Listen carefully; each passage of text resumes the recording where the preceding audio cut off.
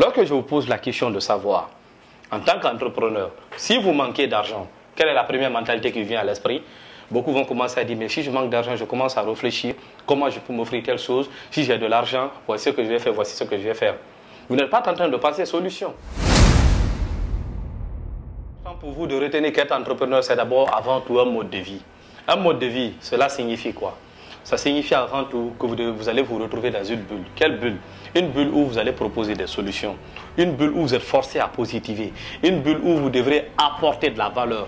Une bulle où vous devrez divulguer autour de vous de l'amour, de la passion, l'énergie du travail.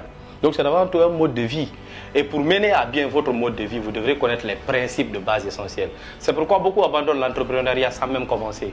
Parce qu'ils n'ont pas adopté les stratégies, ils n'ont pas adopté la bonne manière de faire. C'est pourquoi aujourd'hui, je vous propose de partager avec toi 3 minds essentiels que vous devrez adopter si vous voulez être un très bon entrepreneur. En première position, un entrepreneur pense solution, il ne pense pas problème. Lorsque je vous pose la question de savoir, en tant qu'entrepreneur, si vous manquez d'argent, quelle est la première mentalité qui vient à l'esprit? Beaucoup vont commencer à dire, mais si je manque d'argent, je commence à réfléchir, comment je peux m'offrir telle chose? Si j'ai de l'argent, voici ce que je vais faire, voici ce que je vais faire. Vous n'êtes pas en train de penser solution. Évidemment, vous êtes en train de penser problème. Parce que vous mettez le si, et le si vous bloque, parce que vous n'en avez pas. Donc vous mettez dans une condition où vous n'êtes pas réellement. Au contraire, un entrepreneur aurait pensé comment. Donc ça veut dire comment je gagne de l'argent afin de pouvoir m'offrir ceci. Comment je gagne de l'argent afin de pouvoir faire ceci. Comment je gagne de l'argent afin de pouvoir faire cela. Et cela doit vous inspirer véritablement à comprendre qu'un entrepreneur qui réfléchit toujours comment met son cerveau dans une activité de solution. Le cerveau commence à réfléchir. Il a réfléchi comment gagner une maison. Qu'est-ce que je peux lui donner comme solution par rapport à ça?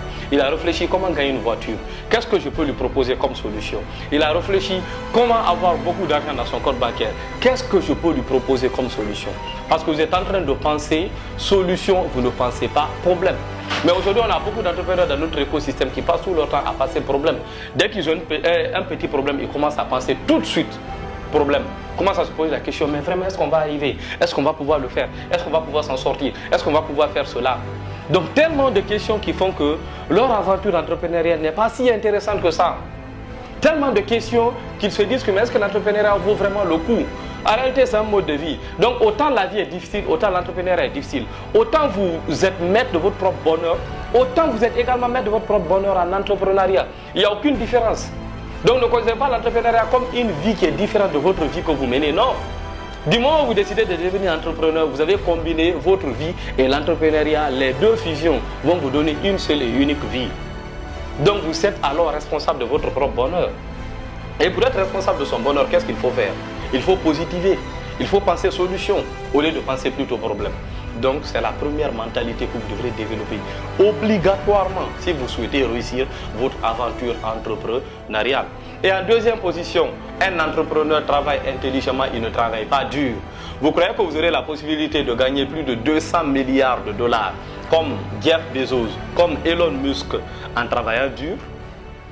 Si travailler dur donnait beaucoup d'argent, nos mamans seraient les plus riches aujourd'hui. Moi, ma maman, elle se tape de 8 heures jusqu'à 22 heures dans sa boutique. Tous les jours en train de réfléchir comment vendre.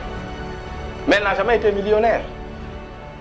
Vous ne vous posez pas la question pourquoi on a des mamans, pourquoi on a des paysans, pourquoi on a des cultivateurs qui revendent l'arachide depuis plus de 10 ans, mais n'ont jamais été millionnaires. Mais tout de suite, on a un entrepreneur qui vient avec sa petite solution, commence à revendre de l'arachide, mais se tape plus de 30 millions d'euros à l'espace de 3 ans, simplement dans l'agriculture.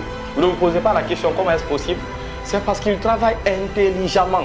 Il ne travaille pas dur. Et le fait de travailler intelligemment répond à des critères. Celui de mettre en place un mécanisme fluide qui vous permet de faire rentrer de l'argent, même si vous dormez. Alors c'est obligatoire. Je vous raconte une petite histoire. Beaucoup d'entre vous ont eu à connaître déjà cette histoire. C'est disponible même sur YouTube, l'histoire de Pablo et de Bruno. Dans un village, on avait besoin d'eau. Le chef du village a alors désigné 2 gaillards qui étaient chargés de faire quoi?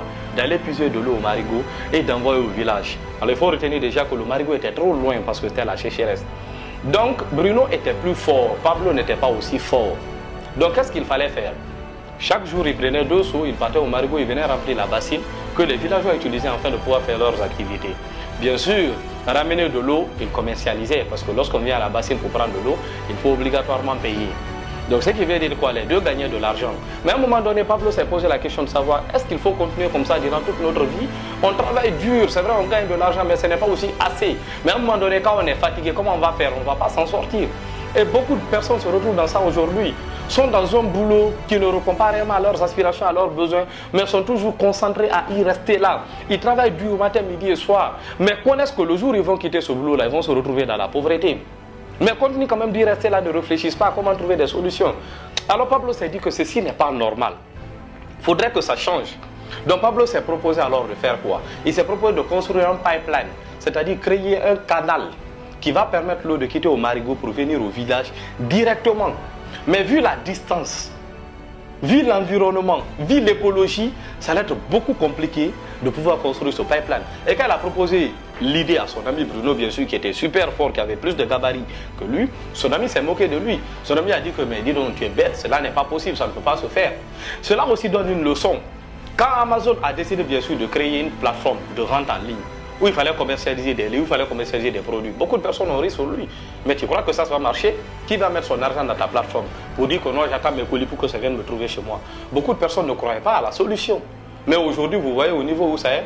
Donc, Pablo a quand même eu confiance à son projet, a commencé la construction de son pipeline. Et selon l'histoire, il a pris 2 ans et demi avant de finir la construction de son pipeline. Plus de 2 ans avant de mettre sur pied un mécanisme fluide qui permet de générer des capitaux, même s'il est en train de dormir. Et lorsqu'il a fini la construction de son pipeline, l'eau a commencé à jaillir dans la bassine du village tout le temps. Et les villageois venaient tout le temps se procurer de l'eau suffisamment, payer beaucoup d'argent par rapport à ça. Et il est devenu immensement riche. C'est ce qu'on appelle travailler intelligemment. Mais s'ils avaient continué à transporter de l'eau, ils étaient en train de travailler dur.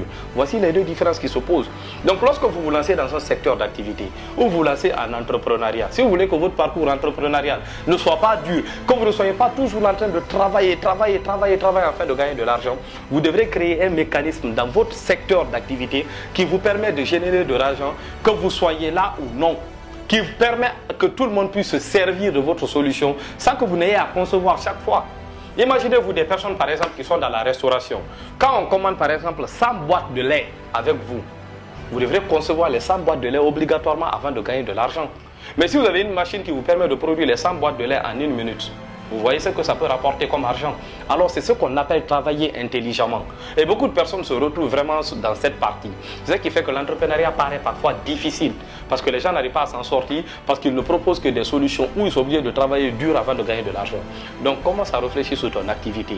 Propose des solutions plutôt passives qui te permettent de pouvoir commercialiser sans toutefois forcément être là. Même quand tu dors, tu gagnes de l'argent. Et l'investisseur le plus riche l'a bien dit. Si tu veux demeurer riche, si tu veux être millionnaire, tu dois trouver des solutions qui te permettent de gagner de l'argent même quand tu dors. Il a bien dit cela. Donc c'est comme ça que vous devrez désormais réfléchir. Et c'est la deuxième mentalité que doit avoir un entrepreneur. Ensuite, en troisième position, il est important de comprendre que l'argent n'est pas un but mais un outil. Et oui, c'est fondamental pour un entrepreneur. Vous voulez être un bon entrepreneur qui aime son parcours entrepreneurial, qui adore son aventure, qui kiffe le fait de devenir entrepreneur, considérez l'argent comme un outil. Les riches ne considèrent pas l'argent comme un but. Ils considèrent plutôt la liberté comme un but. La liberté de s'offrir un voyage, la liberté de s'offrir à manger, la liberté de s'offrir tout ce qu'ils veulent sous la tête. C'est un jet privé. La liberté de faire tout ce qu'ils veulent, quand ils veulent, comme ils veulent. C'est ça le but. Mais l'argent est un outil pour pouvoir atteindre alors ce but-là. Donc vous devrez obligatoirement apprendre à considérer l'argent comme un outil. C'est pourquoi les riches utilisent l'argent pour se faire plus d'argent. Donc quand vous avez de l'argent, ne vous dites pas que j'ai pour mission d'atteindre 10 000 $. Et quand j'atteins 10 000 $, c'est que je suis devenu riche, je m'assois. Ça veut dire que vous avez considéré l'argent comme un but comme ça. Parce que lorsque vous allez atteindre les 10 000 $, votre faculté de réflexion va baisser. Vous allez complètement vous asseoir. Et c'est là la pauvreté va commencer avec l'inflation. Parce qu'après 2 ans, vos 10 000 $ vont valoir 5 000 $. Parce qu'on est dans un monde capitaliste qui change tellement, les banques n'ont plus pitié de la monnaie fiduciaire. Donc comme ça, vous n'allez pas vous en sortir. Vous devez plutôt causer l'argent comme un outil. Comme ça, lorsque vous allez atteindre 10 000 $, vous dites que mais non, l'argent n'est qu'un outil, hein, ce n'est pas un but. Donc les 10 000 $, qu'est-ce que je fais? Je l'utilise pour investir dans un autre projet, afin d'avoir 20 000, afin d'avoir 30 000, afin d'avoir 40 000. Donc votre soif de gagner de l'argent ne va pas s'éterniser. Pourquoi beaucoup de personnes se posent la question de savoir, mais Jeff Bezos, il atteint aujourd'hui plus de 190 milliards $. Pourquoi il continue de chercher de l'argent? Parce que pour lui, l'argent n'est pas un but. Même s'il en a aujourd'hui 1000 milliards $, ce n'est pas un but. Ce n'est qu'un outil, donc il va toujours continuer à chercher. Est-ce que vous comprenez cela? Et le vrai but que vous devrez comprendre, c'est la liberté. La liberté de choix. La liberté de faire ce qu'on veut, quand on veut, où on veut. C'est ce que vous devrez chercher. Donc voici les 3 mentalités essentielles que vous devrez avoir pour rendre votre parcours ou votre aventure entrepreneuriale rose. Si vous avez aimé cela, laissez un pouce bleu, ça fait toujours plaisir, monsieur.